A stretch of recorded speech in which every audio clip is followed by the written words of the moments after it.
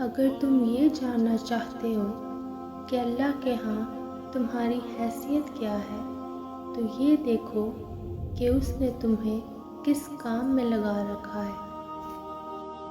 ہر رات میری آنکھیں انہی سوچوں میں گم ہو جاتی ہیں کہ میرا مقصد حیات کیا تھا اور مجھے کن کاموں نے تھکا رکھا ہے۔ حضرت محمد صلی اللہ علیہ وآلہ وسلم نے فرمایا، ابلیس نے اللہ سے کہا، تیری عزت کی قسم، جب تک تیرے بندوں میں روحیں موجود رہیں گی میں ہمیشہ ان کو گمراہ کرتا رہوں گا۔